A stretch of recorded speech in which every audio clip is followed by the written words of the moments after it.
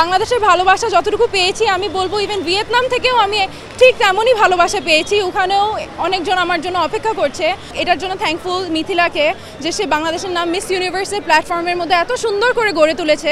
Miss world, miss universe দুটো প্ল্যাটফর্মের বাইরে মিস কসমো বাংলাদেশ এটাকে কেন বেছে নিলেন?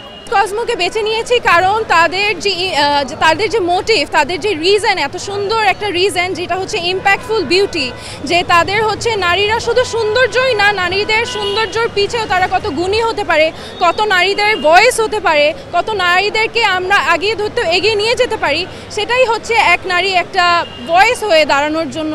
এটা খুবই একটা সুন্দর কজ। সো আমি মনে করেছি এই প্ল্যাটফর্মটা আমার জন্য খুবই ভালো হবে। এই যে দেশকে রিপ্রেজেন্ট করছেন, এত বড় একটা দায়িত্ব কাঁধে নিয়েছেন, কতটুকু চাপ অনুভব করছেন? কোনো চাপ অনুভব করছি না। আমার দেশ, আমার বাংলাদেশ, আমার ভালোবাসা। সো এটা আমার কখনোই চাপ মনে হবে না, এটা আমার গর্ব মনে হচ্ছে যে আমি আমার দেশ হয়ে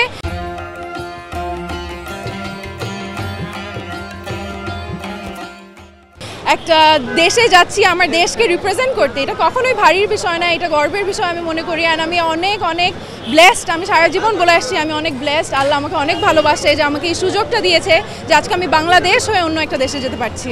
আপনার মাথায় আমরা জয়ের মুকুট দেখতে চাই। আসলে এই জয়ের মুকুটটা অর্জন করার জন্য আপনার প্রস্তুতি কী রকম?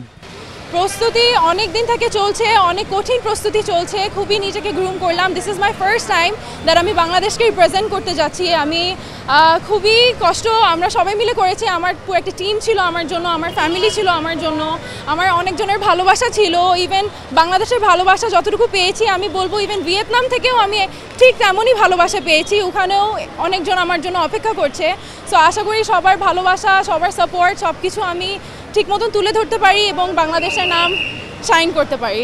এটার জন্য থ্যাঙ্কফুল মিথিলাকে যে সে বাংলাদেশের নাম মিস ইউনিভার্সের প্ল্যাটফর্মের মধ্যে এত সুন্দর করে গড়ে তুলেছে, যে তার জন্য ইভেন প্যাজেন্টের যে নারীরা আমরা যাচ্ছি প্যাজেন্টকে বাংলাদেশকে রিপ্রেজেন্ট করতে, তাদের জন্য অনেক বড় একটা দরজা খুলে গিয়েছে। So I am really thankful to her and I wish যে আমি ইনশাল্লাহ যাতে ভালো করতে পারি, আমি এটাই বলবো।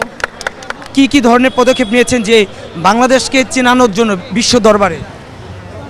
নানান রকমের পদক নিয়েছি ভাইয়া। আমাদের যে ন্যাশনাল কস্টিউম থাকে, যে ব্যবহার থাকে, বাংলাদেশের যে ঐতিহ্য, আমি চেষ্টা করেছি আমার মধ্যে যাতে তারা কোনো অন্য ধরনের টালচার না দেখতে পারে। ঠিক বাংলাদেশি মেয়ে, বাংলাদেশের স্বভাব, বাংলাদেশের যে ভালোবাসা, যে আমরা কালারফুল একটা কালচারে বিলং করি, সেইটা যেন বিদেশের ওই বড় মঞ্চে আমি তুলে ধরতে পারি, সেটাই।